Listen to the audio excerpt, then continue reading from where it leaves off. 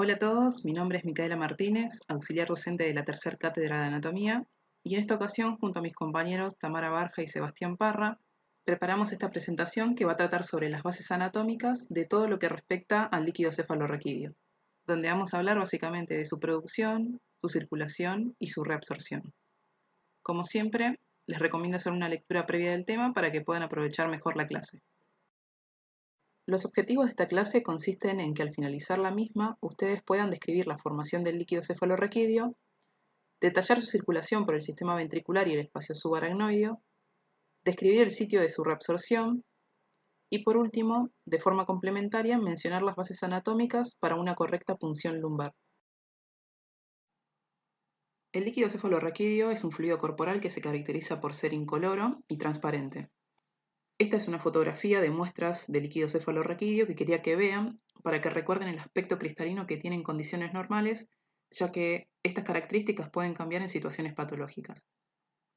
Una de las primeras preguntas que debemos hacernos es dónde se localiza este líquido. En primer lugar, lo encontramos en el sistema ventricular, es decir, aquel que está formado por los ventrículos laterales, el tercer ventrículo, cuarto ventrículo y los forámenes interventriculares y acueducto mesencefálico que los comunican entre sí. Dentro de las cavidades, esto que ven esquematizado en color rojo representa los plexos coroideos, que es el sitio donde se produce la mayor parte del líquido cefalorraquídeo. En la siguiente diapositiva vamos a profundizar en la descripción de los mismos. En segundo lugar, encontramos líquido cefalorraquídeo en el espacio subaracnoideo, es decir, el espacio que se encuentra entre el aracnoides y la pía madre. Básicamente, el líquido en el espacio subaracnoideo permite que el sistema nervioso central se encuentre inmerso en él, determinando parte de las funciones como vamos a ver a continuación. Dentro de las funciones que tiene el líquido cefalorraquídeo podemos mencionar su efecto protector. Este líquido, al rodear a todo el sistema nervioso central, actúa en cierta forma como amortiguador mecánico. Por ejemplo, frente a los mecanismos de aceleración y desaceleración o a los procesos de impacto, por ejemplo al correr o al saltar. Además, el encéfalo, como pueden ver, al encontrarse suspendido por el líquido cefalorraquídeo, evita que el mismo comprima las raíces nerviosas de los pares craneales y a los vasos que se encuentran en relación a la superficie interna del cráneo. Esto se demuestra cuando el encéfalo se pesa al aire, dando valores de 1500 gramos, mientras que se reduce a unos 50 gramos cuando está suspendido en el líquido cefalorraquídeo. Otra de las funciones que tiene este líquido, junto a las trabéculas aracnoideas que pueden ver en este esquema, es darle estabilidad y sostén al parénquima nervioso para que éste se mantenga fijo. Luego cumple funciones de nutrición, ya que dentro de su composición lleva moléculas que le sirven para nutrir a las células nerviosas. Y así como lleva nutrientes, también transporta desechos que son producto del metabolismo de estas células para su eliminación hacia el sistema venoso. Por último, es una vía importante para la secreción de ciertas hormonas, sobre todo aquellas producidas por el hipotálamo y los órganos circunventriculares. Con respecto a la producción de líquido cefalorraquídeo, esta es de unos 500 ml por día, y el volumen total que se puede encontrar en una persona adulta varía entre 100 y 150 mililitros. Esto significa que diariamente se renueva por completo unas 4 o 5 veces en promedio. El 70% de la producción de líquido cefalorraquídeo procede de los plexos coroideos, y el resto procede del intersticio cerebral gracias a la permeabilidad de las células del epéndimo. Lo que deben saber a continuación es qué son los plexos coroideos y dónde se localizan. En este esquema se representa el corte de un plexo coroideo donde se ven sus vellosidades. Estas mismas se proyectan hacia la luz de las cavidades ventriculares. Ahora bien, cada vellosidad básicamente está formada por un eje de tejido conjuntivo, el cual lleva capilares en su interior, y se encuentra revestida por el epitelio coroideo. Este es un epitelio con microvellosidades que lo que va a hacer es permitir el pasaje selectivo de agua, iones y moléculas hacia el sistema ventricular. En este esquema de corte sagital de las cavidades ventriculares podemos observar la ubicación de estos plexos, ¿sí? A modo recordatorio encontramos a los dos ventrículos laterales, uno derecho y uno izquierdo, con sus diferentes porciones, hacia rostral, el asta frontal, seguida hacia caudal del cuerpo, el atrio, el asta occipital y hacia ventral y rostral el asta temporal. A nivel de la unión del cuerpo con el asta frontal se identifican los forámenes interventriculares o de Monro, que comunica a los ventrículos laterales con el tercer ventrículo. Hacia ventral, el tercer ventrículo se comunica con el cuarto a través del acueducto mesencefálico o de Silvio. Entonces, ya habiendo hecho un breve repaso de las porciones del sistema ventricular, vamos a identificar la ubicación de los plexos. Estos se extienden desde el asta temporal al atrio, donde se encuentran más desarrollados y toman el nombre de glomus coroideo. A continuación, se extienden por el piso del cuerpo del ventrículo lateral y se continúa a través del foramen interventricular para situarse en el techo del tercer ventrículo. También lo podemos localizar en el cuarto ventrículo en relación a la porción caudal del techo, pudiéndose extender hacia las aberturas laterales o forámenes de Luschka. Esta fotografía, que corresponde a una vista superior de un corte transversal que pasa a nivel del cuerpo del ventrículo lateral, nos permite ver el interior de los mismos y parte de las estructuras que lo delimitan.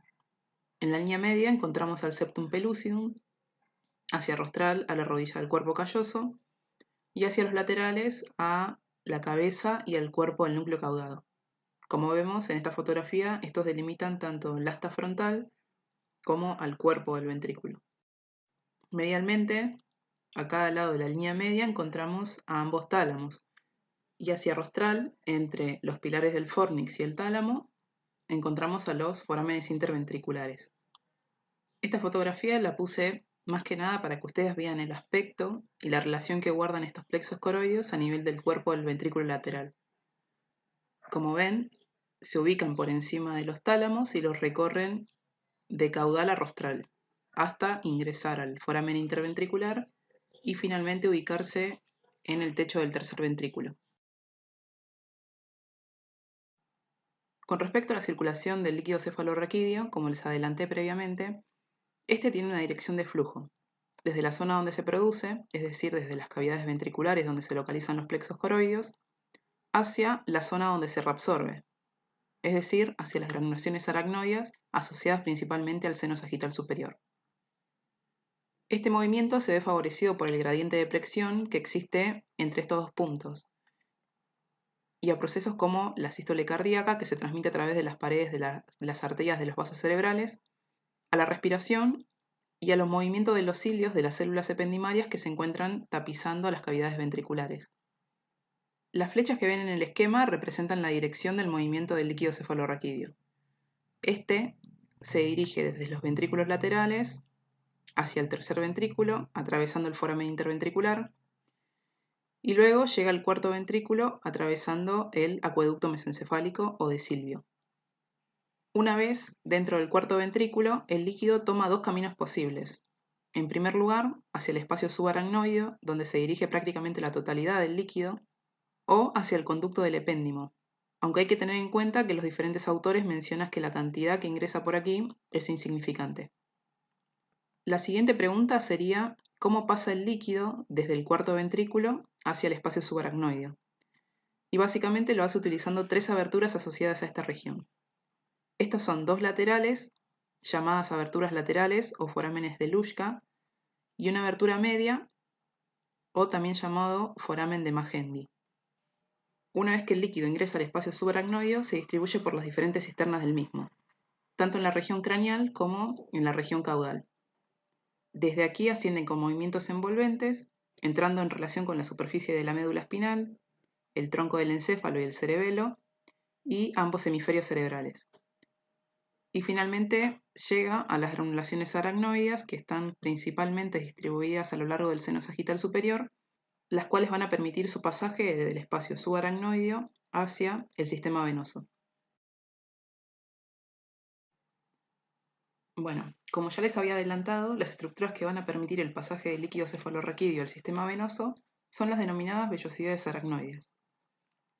En este esquema de corte coronal del cráneo se identifican a las partes blandas de la cabeza, a la calota, a la dura madre con sus dos hojas y en relación a ellas al seno sagital superior.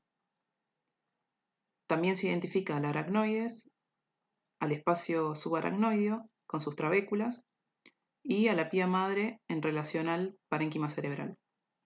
Bien, si observan, las vellosidades aracnoideas no son más que una evaginación del espacio subaracnoideo que se proyectan al interior de los senos venosos de la dura madre y están revestidas por el endotelio de los mismos. Algo importante a saber es que estas vellosidades no solo existen asociadas a los senos venosos, sino que también pueden encontrarse en relación a los plexos venosos vertebrales para la reabsorción de parte del líquido que llega al conducto vertebral. En esta vista superior se ha retirado la calota exponiéndose la dura madre y se disecó parte de ella para poder ver el interior del seno sagital superior y las lagunas venosas asociadas a él.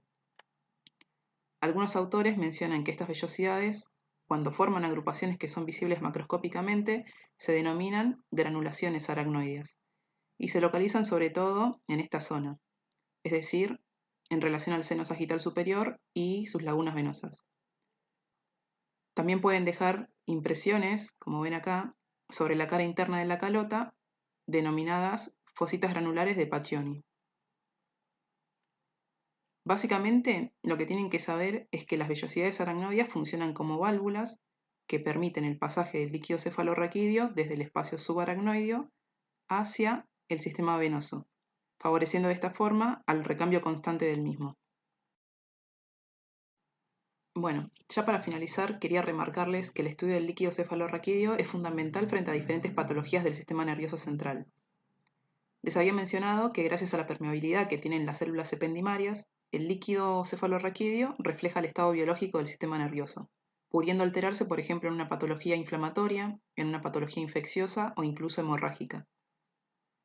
Es por ello que es fundamental conocer las bases anatómicas para realizar una correcta punción lumbar, que no solo es de utilidad diagnóstica a través del estudio del líquido cefalorraquídeo, sino que también puede utilizarse como herramienta terapéutica. De forma simplificada, la técnica comienza con la preparación del paciente. Este tiene que adoptar una posición de cúbito lateral y flexionar su columna hacia anterior, de tal forma que quede encorvado hacia adelante. Otra de las formas que existe es también con el paciente sentado, pero siempre flexionando la columna hacia ventral. Justamente esta flexión va a permitir que las apófisis espinosas se separen entre sí para poder ingresar la aguja. A continuación, se traza una línea imaginaria entre ambas crestas ilíacas que coincide con la apófisis espinosa de la cuarta vértebra lumbar. En tercer lugar, con un equipo estéril, se realiza la asepsia de la zona y se infiltra lidocaína de forma local en las partes blandas del lugar donde se va a realizar la punción. Seguidamente se introduce la aguja de forma ligeramente oblicua, pasando por encima de la apófisis de la cuarta vértebra lumbar. A medida que se avanza, se siente una resistencia al atravesar, por ejemplo, el ligamento interespinoso, la dura madre y la aracnoides, y cede cuando se ingresa al espacio subaracnoideo. Una vez que se accede a este espacio, específicamente a este nivel, en la cisterna lumbar, se puede medir la presión de salida del líquido cefalorraquídeo y extraer muestras para su estudio. Finalmente, se retira la aguja colocando un apósito en el sitio de punción y se le indica al paciente que permanezca acostado por lo menos durante 6 horas luego de la extracción del líquido. Esta es la bibliografía que utilizamos para la clase. Cualquier duda o consulta que tengan pueden consultar en estos libros o escribirnos a los foros del aula virtual. Espero que esta presentación haya sido de ayuda como complemento de lectura. Les deseo muchos éxitos para el último examen de la materia y muchas gracias por la atención.